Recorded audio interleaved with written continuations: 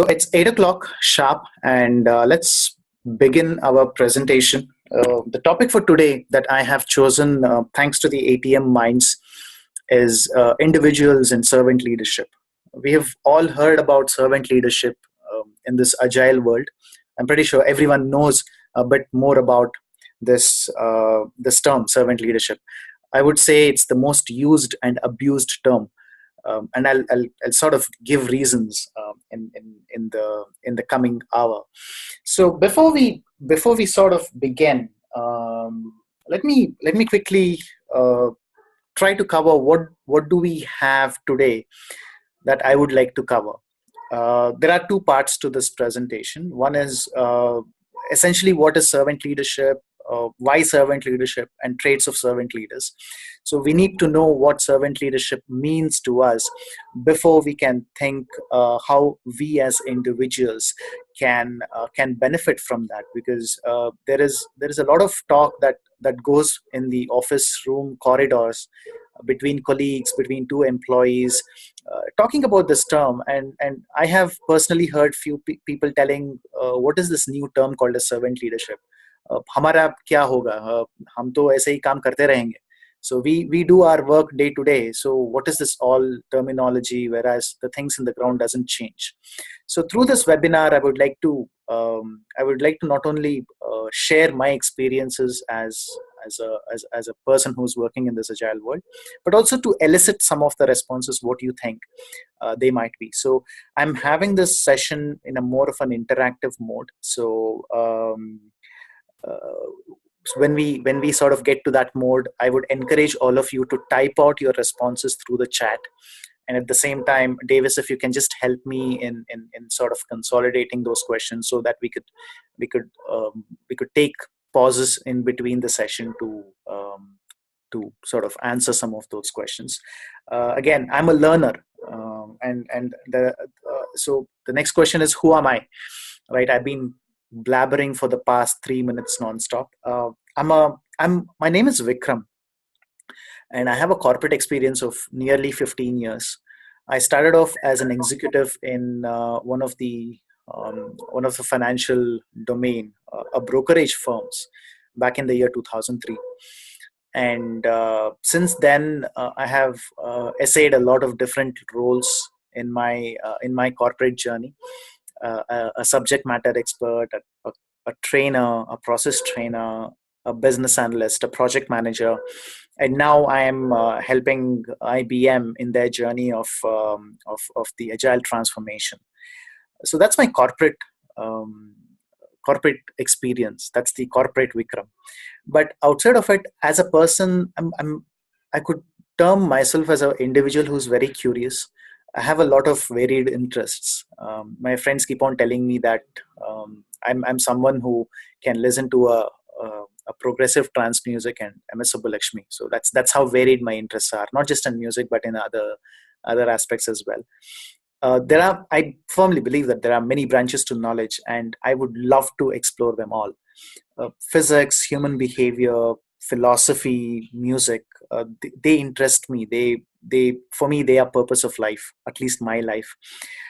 Coaching and training is something which that's my day job, and that's where I'm most satisfied, when I'm in that profession, when I'm doing things. So that's about me. You can reach me out in that email address. I'm pretty much active in the Twitter space as well. So that's pretty much about me. So moving on, what I would like to do is, this is the interactive part, or the activity part, that I would like to do. So before we begin, before anything, what I would like you to do, every one of you, is go back to the last few interactions with your leader or manager or boss. It might be any interactions during the holiday, or just before the holiday season, just after the holiday season. What are some of the things that come to your mind? How were those interactions? How were they? Were they happy? Were they just business as usual? What did you feel at the end of such an interactions? So can we take a couple of minutes to sort of type it out, to see what they were? What did you feel after that interaction with your boss or leader? Right, couple of minutes. Let's start the timer. Let's do this in the agile way.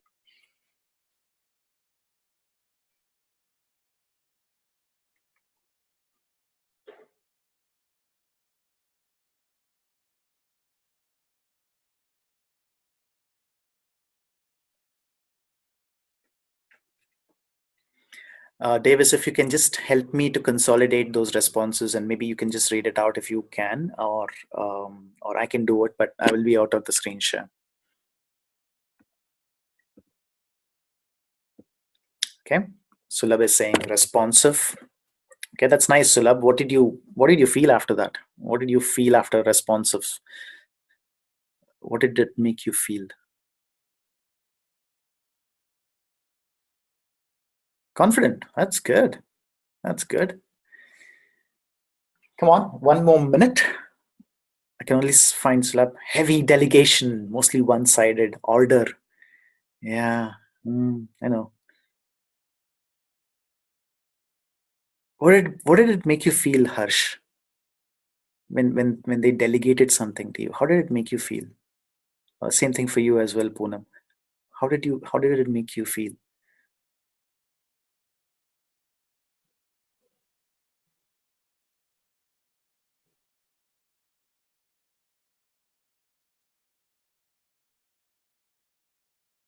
Were you happy about it? It was pressured for time. Yeah, you felt pressurized. Yeah. What about you, Poonam? Were you happy taking those orders? Were you delightful? People like to be authoritative. Yeah, they tend to be authoritative, right? So these are some of the things that came to your mind, right? So that's thank you for sharing your insights in this. That's wonderful. Okay,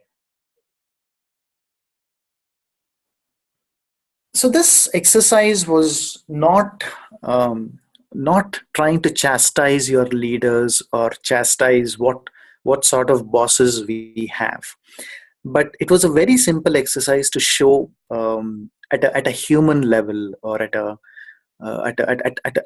level wherein our behaviors are affected, how some of these traits affect us, and not always they are negative, like what Harsh was telling, or even for that matter Sulabh was telling.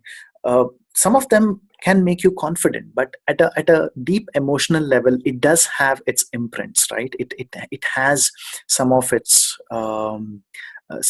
markings on us, and we feel, as Sulabh was telling, we feel sometimes confident that we have such good bosses around, or sometimes we feel pressurized, as what Poonam was telling. So there is a varied spectrum of emotions that sort of run through us, right? So let's move on, and hold that thought, because we are going to do this again. So let's quickly explain what leadership means to every one of us, right? So we are not going to the management 3.0, or we are not talking about the Harvard definition of a leader.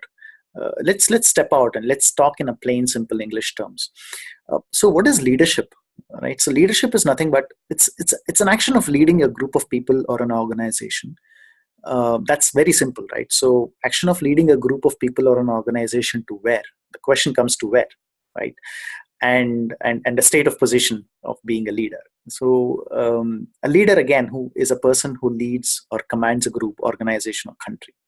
I would not have put command in there because it's sort of a little strong word, but that's sort of an English definition of a leader. I would rather like someone to put there a person who leads, and leading is an activity towards a goal or an objective or a vision, and all of this is something which is larger than a day-to-day task at hand. So that's a vanilla 101, or a simple English definition of leadership, and who a leader is. So we can sort of go on talking about this leadership, because leadership is something which is such a vast area, right? So let's sort of quickly move on now that we know what a leadership is about. Yeah, commands respect. Yeah, respect is something which is commanded. Okay,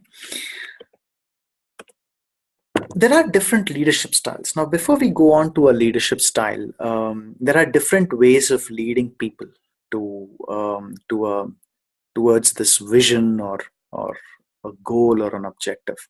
Some objectives and goals are what we fill out in our appraisals. That's something which we do, and I think that's one of the appraisal seasons around, right? So that mine just got over, so that's why I'm still in that mode. But there are there are some things which are larger than those day-to-day tasks. They are something which is more at a vision level. What as a company would like to be in the market? So things like that. Now there are different styles, or there are different ways of achieving or going towards the vision. And leaders around us, leaders of you, leaders of me, have different styles that they incorporate in trying to lead every one of us into this vision or towards that goal. There are a lot of leadership styles, but I have sort of condensed them into 4 or 5 of the leadership styles, which is coming up in the next slide. So what are those, right? So we have autocratic leadership. So let's start off with something called as an autocratic leadership. So what is known as an autocratic leadership? Now, some of them might be nodding your head in agreement when I go through each of these styles, because somewhere your leader would fall into one of the category. Autocratic. Let's start off with autocratic leadership, right? So autocratic leadership is also known as authoritarian leadership. So what does that mean?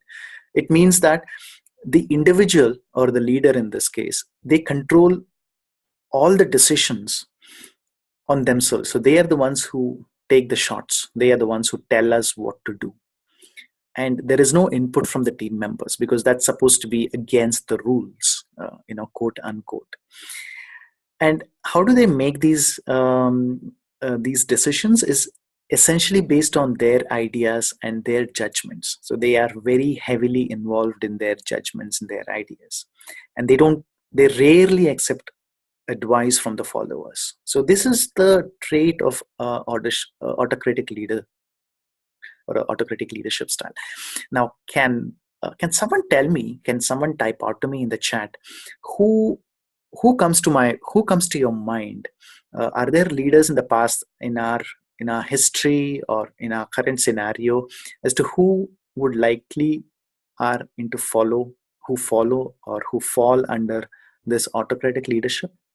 30 seconds. Can you sort of type it out as to whom you think would be some of them? Army leaders. I love that reply. Selva Kumar, I love that reply. Army leaders. Yes. Sulabh, Kejriwal. Okay. I don't know where you're from, Sulabh. Okay. Delhi. Okay. Okay. Virat Kohli. Okay. That's another that's a very pertinent example, right? Virat Kohli. Yeah.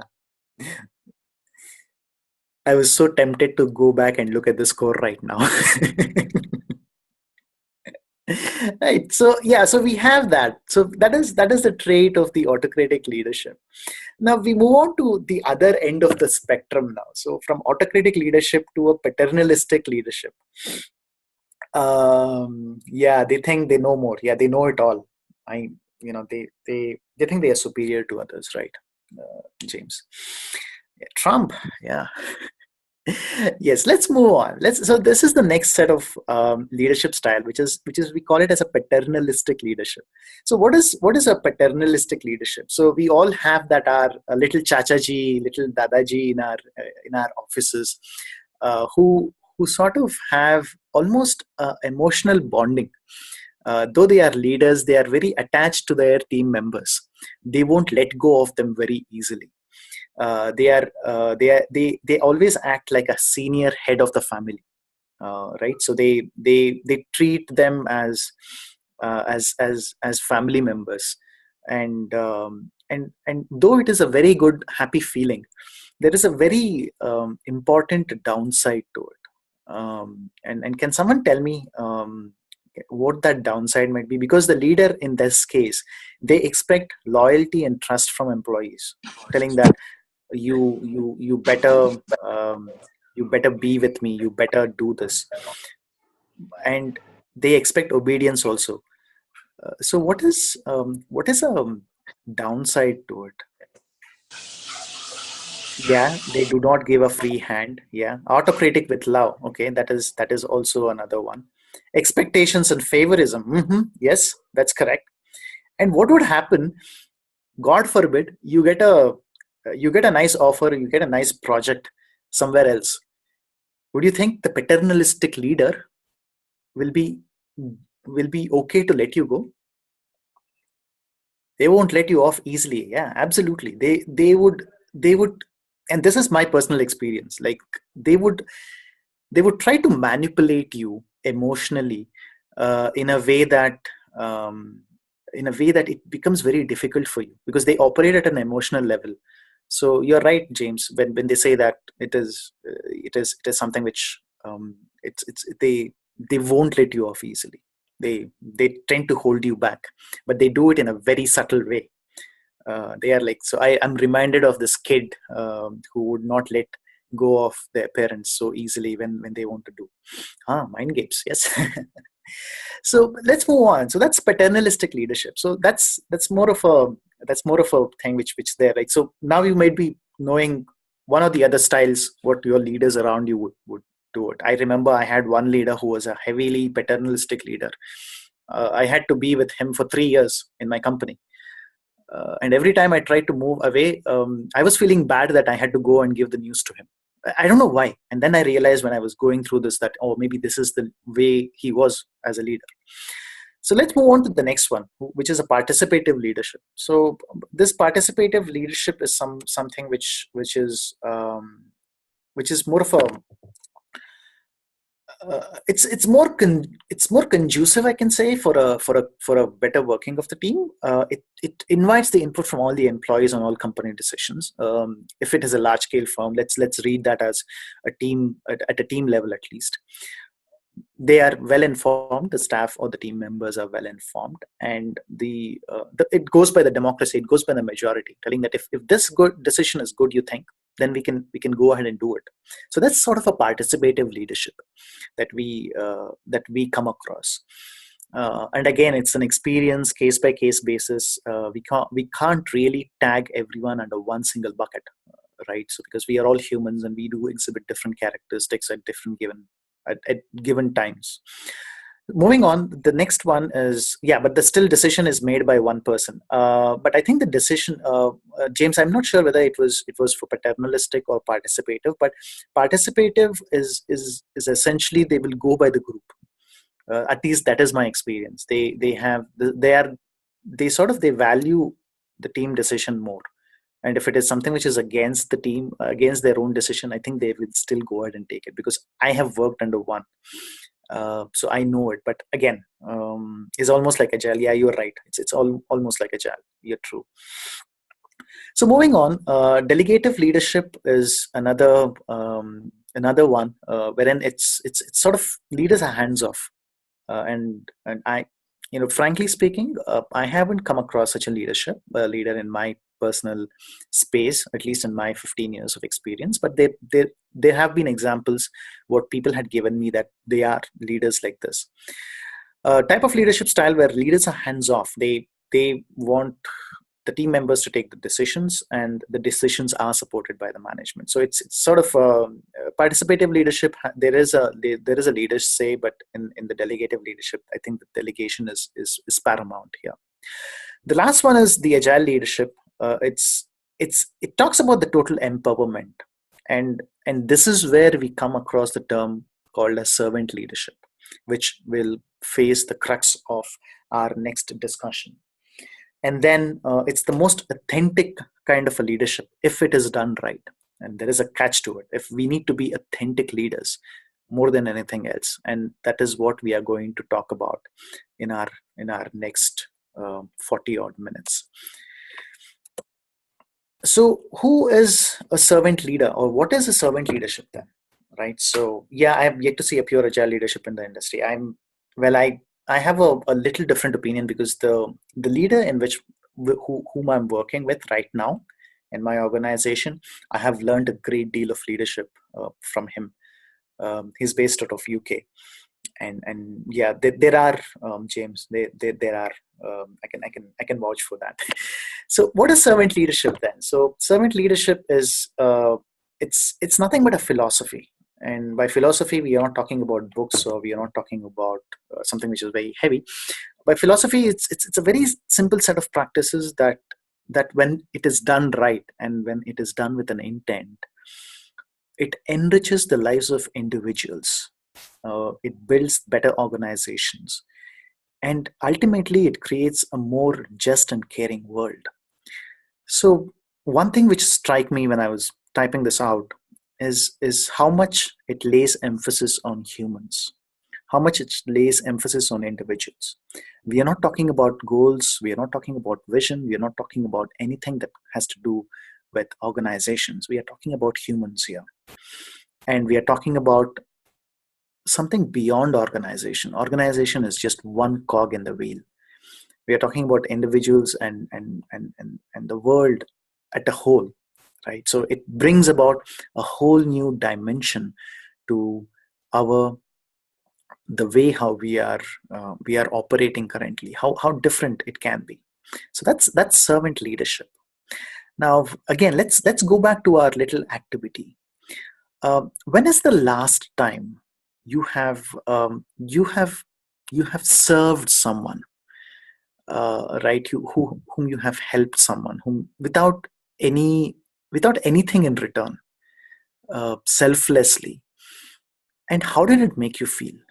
Can you type it out? When was the last instance you did something, and how did it make you feel? We'll continue with our journey on servant leadership, but let's take 2 minutes, right, on the clock, to to share what we felt when we did something so selflessly.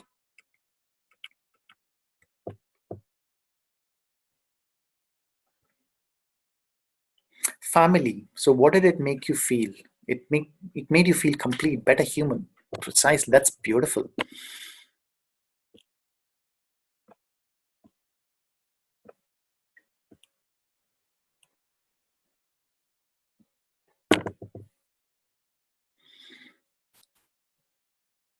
Yeah, it takes a little bit of effort to implement the same with others.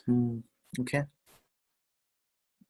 To my teams. Yeah. So what did you do, James? What did you do, to make you feel good? I'm conveniently ignoring the eyes of management here, but what did you make to make you feel good? What was that one act?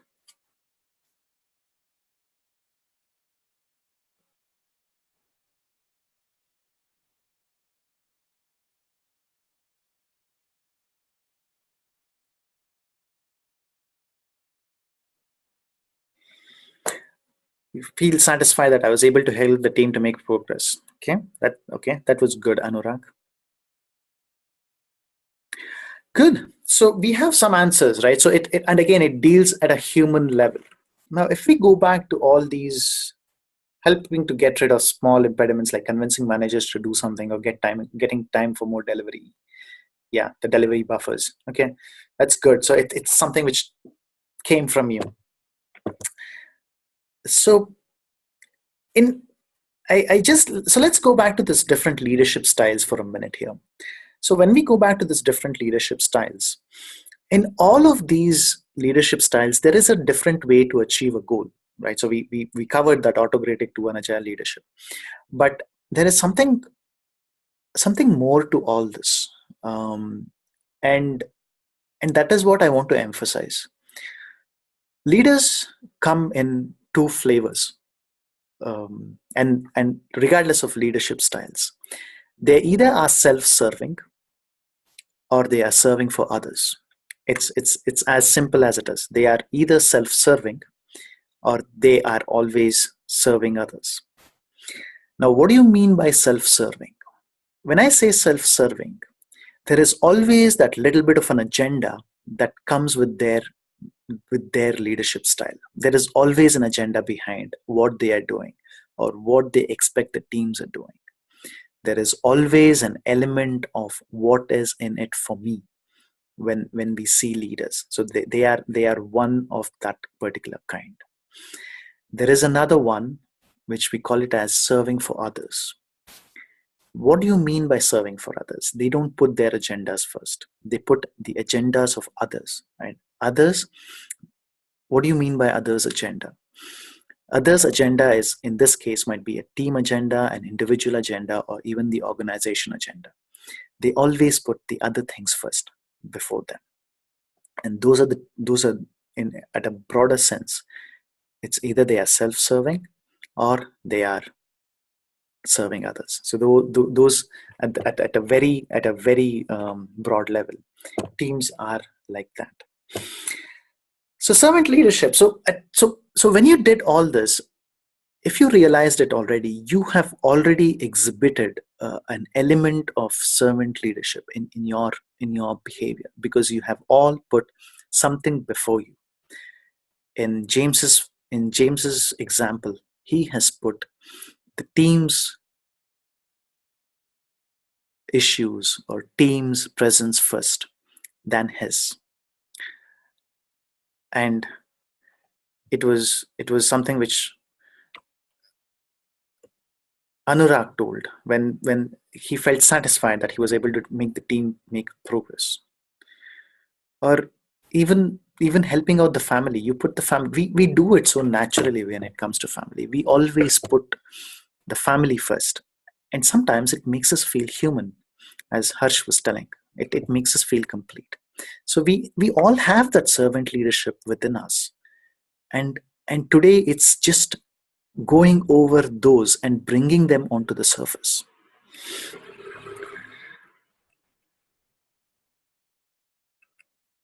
So then let's go into detail as to who is this servant leader.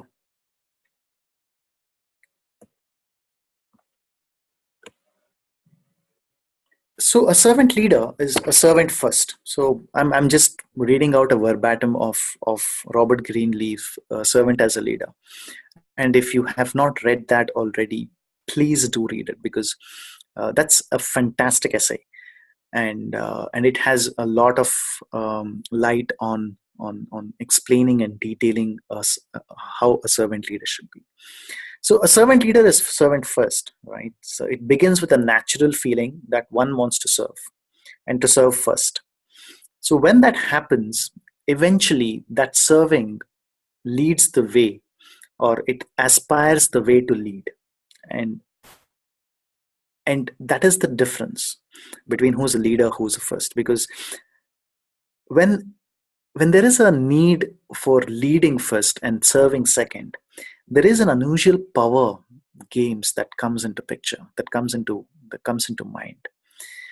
When someone needs to lead, someone needs to put authority, when someone wants to put their agenda first, it's all about power. It's all about, I need to do this, what is in it for me. So it again, it comes back to the whole self-serving statement that I made. If you flip it back, if there is a person who serves first, in your cases, the families or the teams, you ensure that the people's highest priority, in your case, the family's highest priority or the team's highest priority, they are being served. And that is the difference. And that is what is servant leadership is all about. It's plain simple.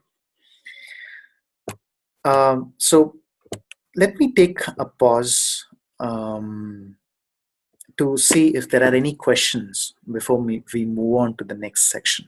Any questions? You can type it out. I'll try to answer. I might not have all the answers in my mind, but I'll try to answer as much as I can.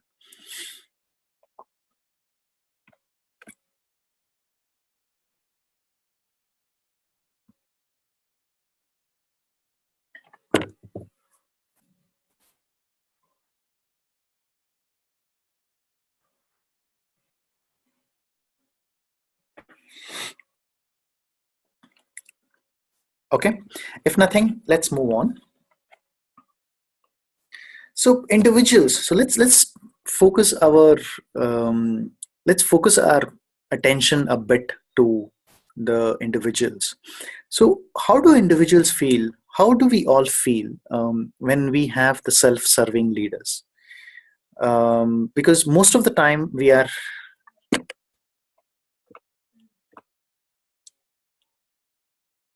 How to become a servant leader? What traits or behavior one should have in order to serve as a servant leader? So, Sulabh, I will be covering that in the next few slides precisely.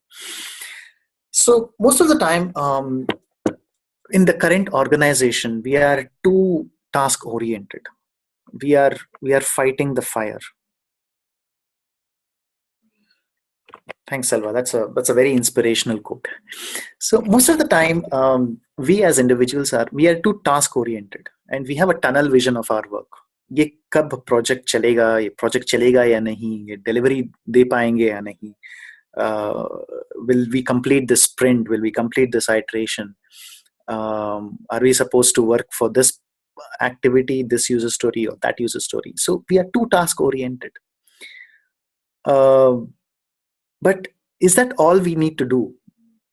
Because sometime a little later in the day, it becomes very difficult for us to look beyond this task. We don't. We sometimes start asking the questions that is this all there is to the work that we are doing? Is this all? And the purpose and the individuals and the teams.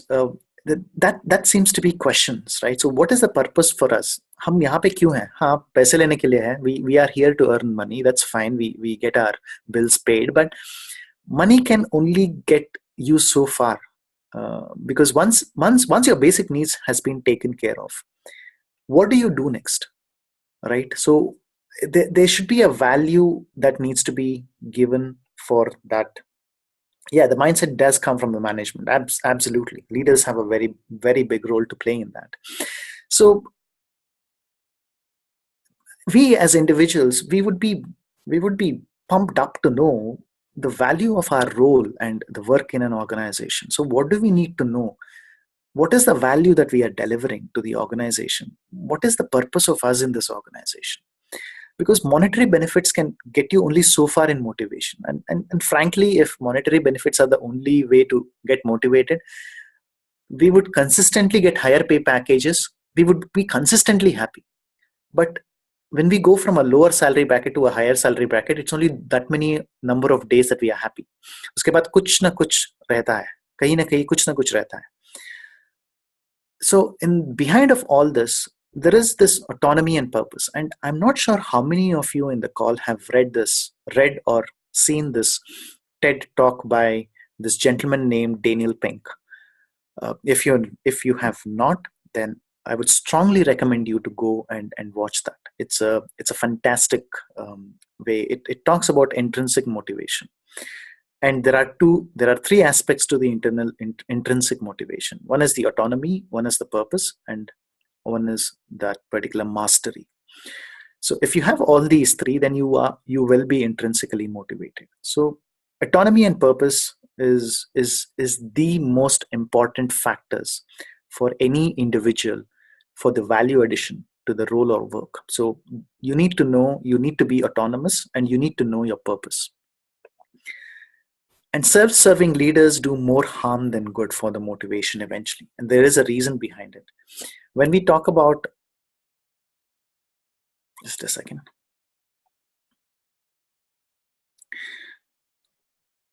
How do you align motivations of team members with project goals or business goals? I'm just reading out the question, gentlemen, so I'm sorry about that. So is there a time when you need to leave servant leadership and become a leader with authority? Example, team not delivering from a long time. So I'll answer James and Harsh in a while. But so let me sort of complete this one. So self-serving leaders do more harm than good for motivation. Is that true? Has there been an instance from all the examples that you've been giving, when there is a self-serving, agenda-driven manager or a leader who has his own vested interest in the team, will that do any good for your motivation? In my experience, the answer is no. Because there would be a conflict of knowledge, there would be a conflict of information, there will be conflict of the direction in which the company is going versus what we are doing.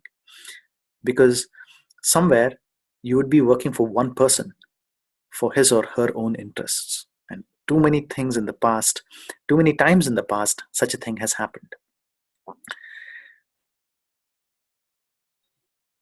Even if you align, so Poonam, I'm reading out yours. Even if align yourself with organizations, that means what organization leaders say on paper and speeches, and not actual implementation. Absolutely right.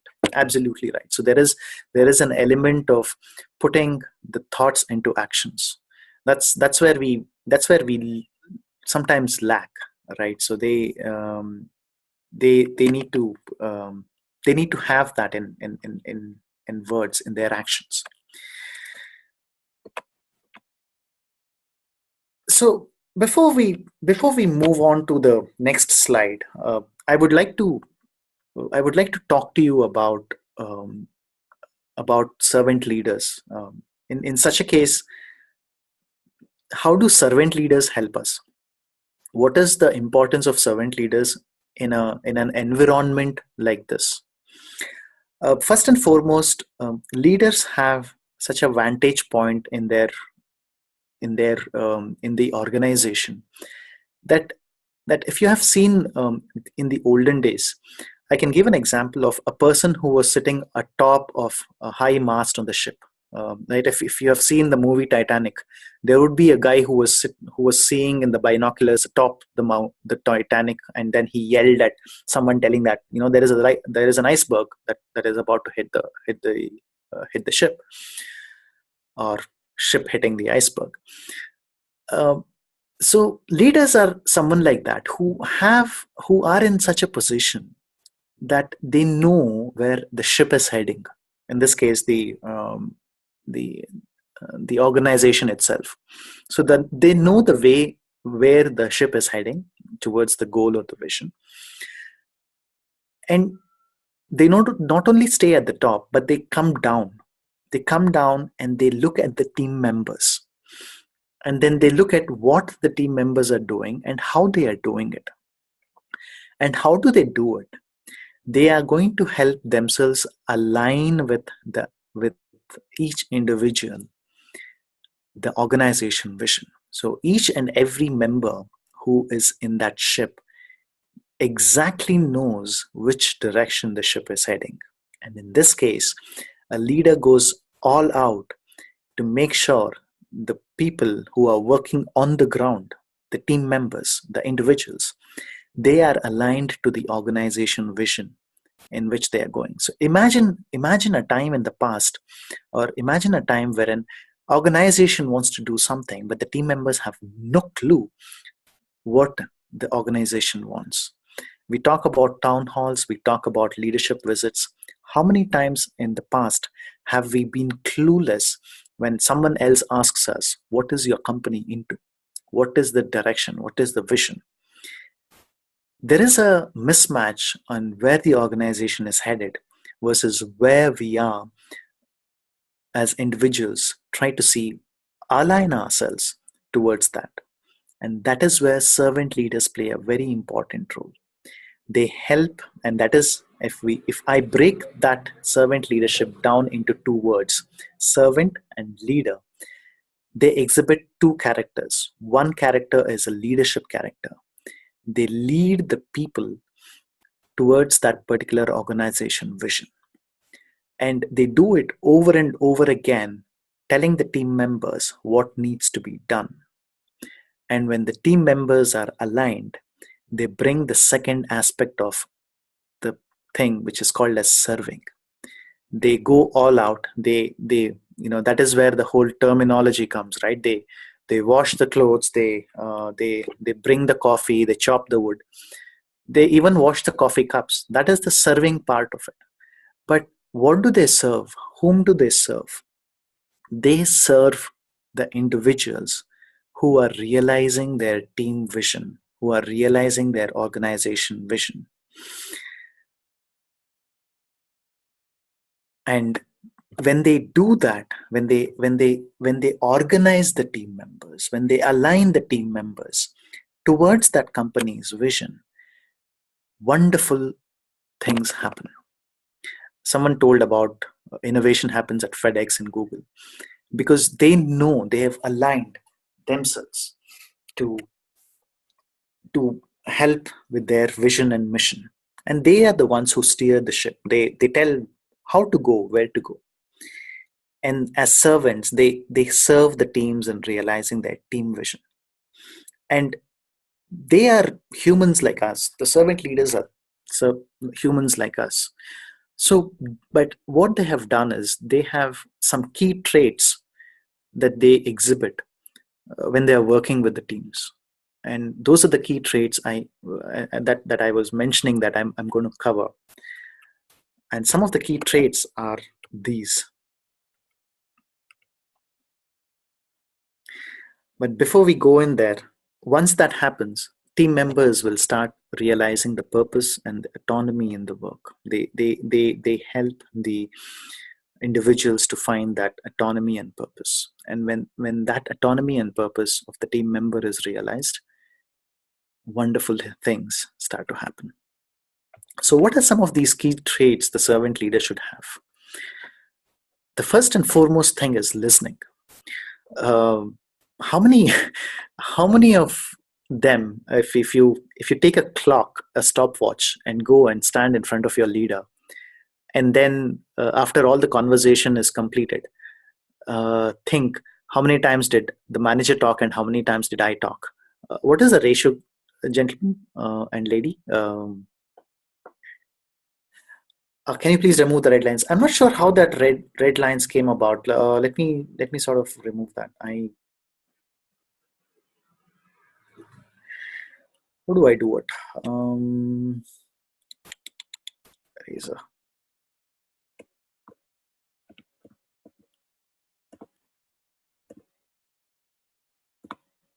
Okay, is it better?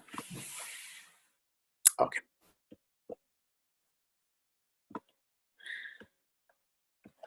So what is the ratio of people or leaders listening versus leaders talking? Quickly, can you type it out?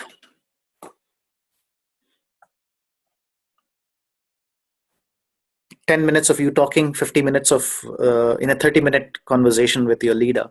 How many minutes do you talk, and how many minutes does your leader talk?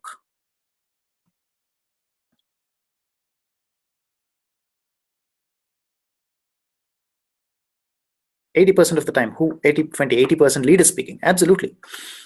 Leaders always love to talk. And I think it comes with the leadership. But servant leaders are the ones who do the opposite. They listen 80% of the time. They listen, they just don't listen, they listen receptively as to what being said and what is unsaid.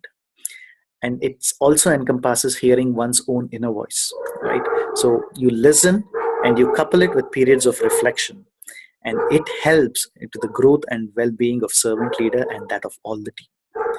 And here there is a concept. It comes from coactive coaching. There are 3 levels of listening. I know I'm digressing, but quickly, we all operate at a level 1 listening. So what do you mean by a level 1 listening? It's I'm listening to you, but I'm at the back of my mind, I'm always thinking, what is in it for me? How does it affect me? What does it mean to me? So that's called as a level 1 listening. Level 2 listening is all about the other person who's doing the talking. What is it trying to say? What does it imply? What did he mean when he said that? So you're focusing your attention and concentration to the person who is talking. And there is a global listening or a level 3 listening. The level 3 listening is nothing but it's about the environment in which you are operating. It's not only about the other person, but also the unsaid words, the tone of the voice, the pitch of the voice, the body language of the person, the sounds around that, the feelings around that person. You will be doing a much better job at a level 2 and a level 3 listening rather than a level 1 listening. So that's a coactive coaching model. Example, mother. The examples you're giving, Selva Kumar, it's impressive. I am loving it. So the empathy um, so they need to be empathetic, and they need to be accepted and recognized for their special and unique spirits. And one assumes the good intentions of co-workers and colleagues and do not reject them as people. So there might be a difference of opinion, or there might be a difference of thought, but servant leaders don't put that on the people. It's they focus their concentrate on issues than the people themselves. Like, so there's a term in retrospective, right? So we go by that retrospective, telling that we concentrate on issues but not on people. I think it's prime directive. That's what it is called. So, and again, that's rooted in empathy. Self-awareness. Without self-awareness, you cannot be a good listener. You need to know the in which space you are operating, and that comes when that comes, you need to be able to understand the issues involving the ethics, the power, the values. You need to be foresight. Foresight is not about serving your team members at a task based level. It's essentially taking the lessons from the past, the realities of the present, and likely consequence of a decision for the future. And against every decision a servant leader makes, it is coupled with a foresight. Persuasion. Persuasion is a very key skill, and it so goes against the leaders which has this uh, authority, right? They express this authority, telling that you do it as I say, else shall be punished. That's the common term that we have heard in our experiences. Persuasion is completely different. The servant leader tries to seek to convince others rather than putting them in the web of compliance. And when this happens, when the persuasion happens, there will be difference of opinions, there will be difference of thoughts. A team member might not really align with an organization goal, but when such a case happens, these leaders don't go and say, rule book number 3 chapter 5 and rule number 354 suggests you follow this, so you better follow this. They have a key skill of persuasion, and they employ the skill to persuade a person to find his own voice, and then align that to an organizational vision. And it's a human element. Stewardship. The Webster defines the stewardship as careful and responsible management of something entrusted to one's care. We leaders, or I have not seen a leader unless and until they're, sorry for the language, pants are on fire doing this. It's a very key trait of a leader. They assume that first and foremost commitment is to serve others. They take that very, very seriously. Healing. Mistakes happen, things get blown out, project dates fail, we get angry on people, we get pissed off on people. There will be emotional trauma, there will be emotional injuries, but healing does take place. And servant leadership understands, and it values that wounds, and it helps to heal those wounds, not only with oneself but one's relationship with others. A project fail date is not an end of the world when it comes to the team member's relationship with the manager or the leader. A person screwed up something, it doesn't mean that he is banished for life. Healing needs to take place so that the team will be exhibiting the same values of autonomous, exhibiting the values of purpose, and exhibiting the agile values of openness, trust, courage, empathy. And conceptualization. Servant leaders are we call it as visionaries, and they have this ability to dream a big, hairy, audacious goals. And that happens when they can come out of their task driven mentality to something larger than life and inspire the teams to do that, to chase that. chase that dream or be part of the dream. So these are some of the key traits of the servant leaders. Any questions? And Davis, I don't know. We are 10 minutes into 10 minutes up. I'm not sure whether we can continue later, or we sort of fear um, sort of complete this and then take questions. How do we? So we can go for Q2A. Maybe I just have only one slide to it. So let's take Q&A post this.